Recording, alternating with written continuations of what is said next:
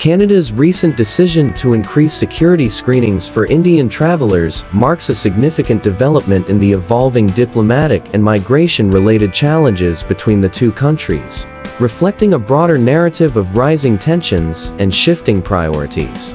This move, which aligns with Canada's concerns about national security and the integrity of its immigration system, comes on the heels of a series of strained interactions, most notably the suspension of visa and consular services in India. While Canadian officials have not provided explicit details about the rationale for these additional screening measures, experts widely believe they stem from escalating diplomatic disputes, including allegations that India may have been involved in the death of a Sikh separatist leader on Canadian soil, a claim that has been firmly denied by Indian authorities.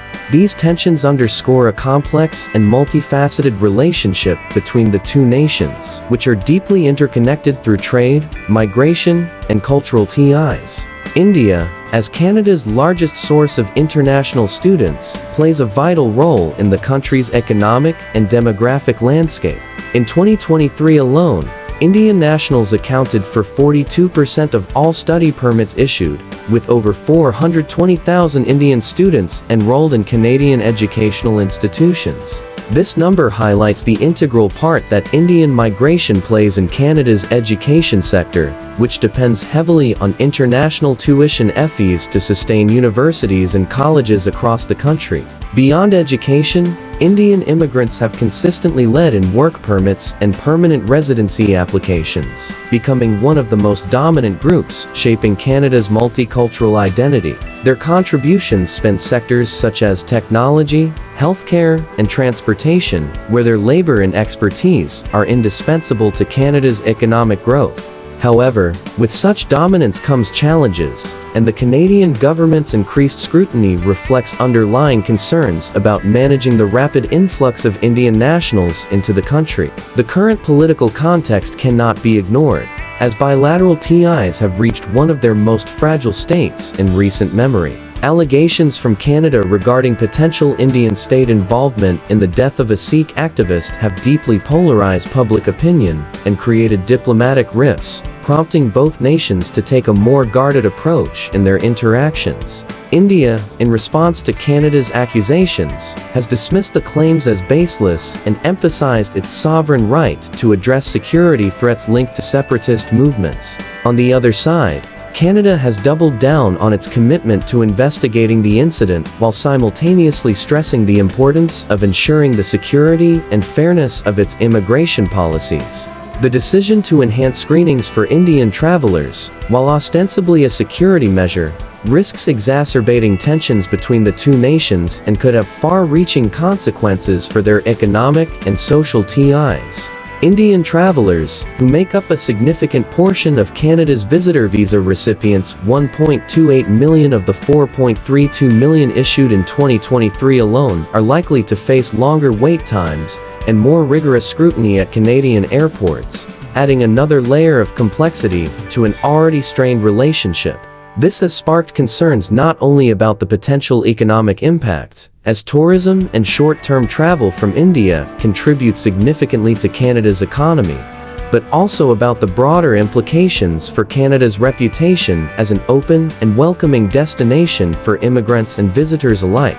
The heightened screening measures may deter some prospective travelers and students from choosing Canada as their destination, shifting preferences toward other countries like the United States, Australia, or the United Kingdom, which also attract large numbers of Indian nationals, but may offer less politically charged pathways. Additionally, the move could strain Canada's education sector, which has come to rely heavily on Indian students for its financial sustainability. Many Canadian institutions, particularly smaller colleges and universities, have seen their revenues bolstered by the influx of Indian students, whose presence not only sustains academic programs, but also contributes to the local economies of cities and towns where these schools are located. A decline in this demographic could have ripple effects on housing markets, local businesses, and even employment rates in regions that benefit from the economic activity generated by international students. Moreover, the increased screening measures risk fueling perceptions of discrimination or unfair targeting among Indian nationals, which could damage Canada's standing within the global community. While Canada has long been lauded for its inclusive and multicultural approach to immigration, actions that disproportionately affect specific groups could undermine this reputation and lead to accusations of bias or inequity. Such perceptions may also feed into existing grievances among Indian travelers and immigrants, many of whom already face challenges related to systemic barriers, integration, and representation within Canadian society. On the Indian side, these developments come at a time when the country is asserting itself more prominently on the global stage, leveraging its demographic advantage and economic growth to enhance its influence in international affairs. India has become increasingly vocal about protecting the interests of its diaspora, which numbers in the millions and plays a vital role in the economies of host countries worldwide. Any measures perceived as targeting Indian nationals are likely to be met with resistance, not only from the Indian government, but also from influential diaspora groups and advocacy organizations, which could amplify the issue on the international stage. Beyond the immediate concerns of travel and immigration, this situation also raises questions about the broader dynamics of Canada-India relations and the future of their partnership. The two nations have long enjoyed strong ties, underpinned by shared values such as democracy, pluralism, and a commitment to economic cooperation. Trade between the two countries has grown steadily over the years, with India emerging as one of Canada's top trading partners in Asia. Collaborative initiatives in sectors such as technology, agriculture, and renewable energy have further solidified their economic relationship.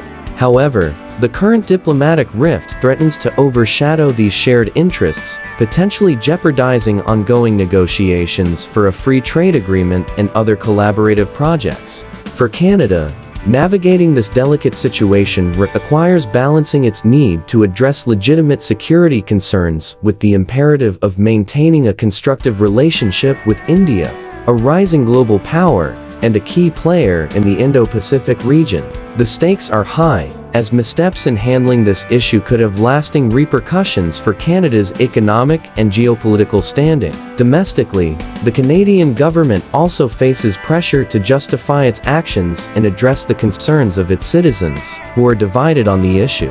While some view the increased screening as a necessary precaution in light of recent security threats, others see it as an overreach that unfairly targets a specific group and risks damaging Canada's multicultural fabric. This division reflects broader debates about immigration and national security, which have become increasingly prominent in Canadian political discourse in recent years.